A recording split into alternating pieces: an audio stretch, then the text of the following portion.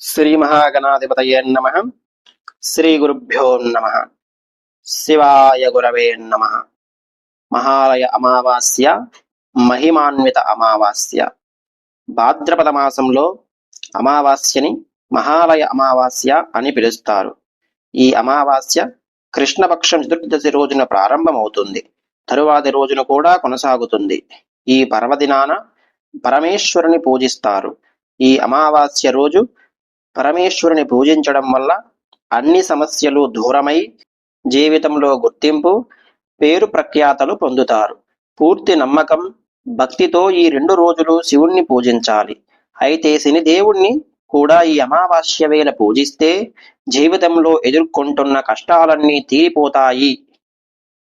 ప్రతి ఏటా భాద్రపద మాసంలో వచ్చే అమావాస్యకు చాలా ప్రాధాన్యత ఉంటుంది. ఈ అమావాస్య రోజు సాధారణంగా పితృపక్షాలు నిర్వహిస్తారు. అలాగే అనేక ప్రత్యేక పూజలు నిర్వహిస్తారు. శాస్త్రాల ప్రకారం అమావాస్య శనివారం నాడు వచ్చిందంటే చాలా పవిత్రంగా భావిస్తారు. ఆ రోజు శనిదేవుణ్ణి పూజించడం వల్ల చాలా ఎక్కువ ప్రయోజనాలు పొందవచ్చు. అన్ని పాపాలు తొలగించడమే కాకుండా ఆరోగ్యం, సంపద, శ్రేయస్సు కలుగుతుంది. పుణ్యక్షేత్రాలను దర్శించి పవిత్ర స్నానాలు, యాగాలు చేసి ఉపవాసం ఉండటం వల్ల కూడా పాపాల నుంచి విముక్తి పొందవచ్చు. శివుణ్ణే కాదు, భాద్రపద అమావాస్య నాడు విష్ణుమూర్తిని కూడా ప్రత్యేకంగా పూజిస్తారు. ఈ అమావాస్య రోజున విష్ణువుని పూజిస్తే మానసిక ప్రశాంతత, శారీరక ఆరోగ్యం, ఆర్థికంగా మెరుగైన ఫలితాలు పొందుతారు. చనిపోయిన కుటుంబ సభ్యులకు ఈ అమావాస్య రోజు పూజలు చేయడం వల్ల వాళ్ళు ప్రశాంతత పొందుతారు. చనిపోయిన వాళ్ళ కోసం ఉపవాసం ఆచరిస్తే వాళ్ళ ఆత్మ శాంతిస్తుంది. అలాగే శాస్త్రాల ప్రకారం పితృదేవతలకు అమావాస్య ప్రత్యేకం. అందుకే అమావాస్య రోజులలో చనిపోయిన వాళ్ళ పేరు మీద పూజలు నిర్వహిస్తారు. ఇక సంవత్సరానికి ఒకసారి వచ్చే మహాలయ అమావాస్య నాడు తప్పనిసరిగా పితృదేవతల్ని ఆరాధించాలి. శ్రద్ధగా శ్రాద్ధ ప్రక్రియ చేయడంతో పాటు నువ్వుల నీటితో తర్పణాలు విడవాలి. అప్పుడే వాళ్ళు సంతోషించి మనకు రక్షణ, శుభాలు కలిగిస్తారు. ఈ అమావాస్య రోజు హోమం చేయడం కూడా చాలా మంచి ఫలితాలను ఇస్తుంది. జీవితంలో అన్ని సమస్యలు దూరం అవుతాయి. కాబట్టి జ్యోతిష్య శాస్త్రం ప్రకారం మనకు ఏ హోమం అవసరమో తెలుసుకుని దాన్ని భాద్రపద అమావాస్య నాడు ఆచరించాలి. మొత్తంగా మహాలయ అమావాస్యగా చెప్పబడే ఈ రోజు అమావాస్య నాడు ఎంత భక్తి శ్రద్ధలతో గడిపితే అంత ఉత్తమం. ఆధ్యాత్మిక ఉన్నతికి ఈ రోజు అద్భుతమైన అవకాశం కల్పిస్తుంది. చంద్రుడు శుక్లపక్షంలో రోజురోజుకు పెరుగుతూ కృష్ణపక్షంలో రోజురోజుకి తగ్గుదల పొంది చివరకు పూర్తిగా క్షీణిస్తాడు. ఆదిదయే అమావాస్య.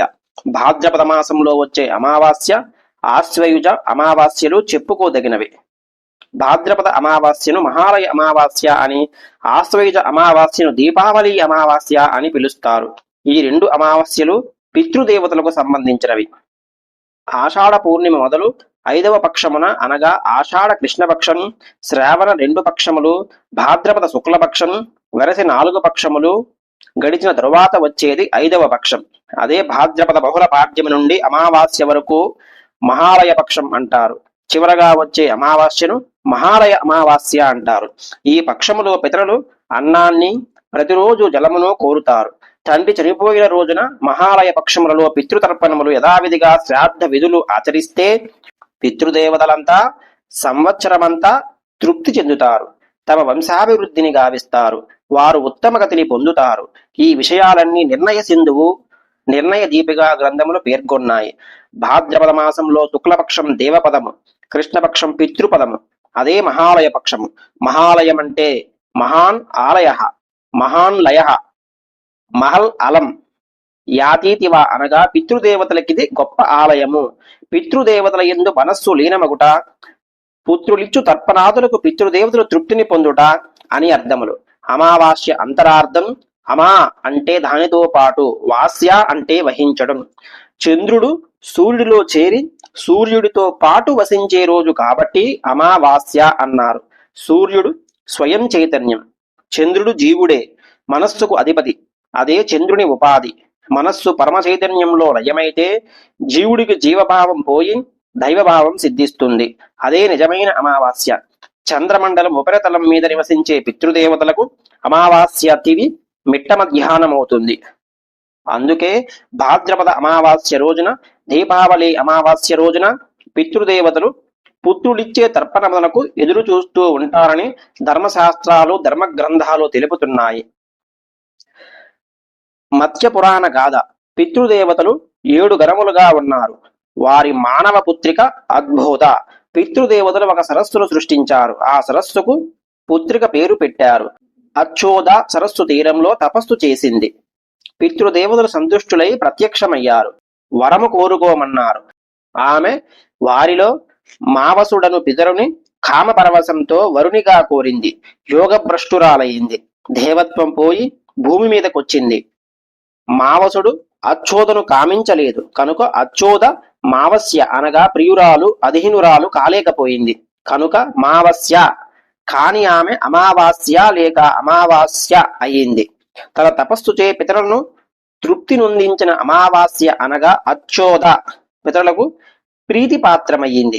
అందువలన పితృదేవతలకు అమావాస్య తిథియందు పితరులకు అర్పించిన తర్పణాది క్రియలు అనంత ఫలమును, ముఖ్యంగా సంతానములకు క్షేమమును, అభివృద్ధికరము.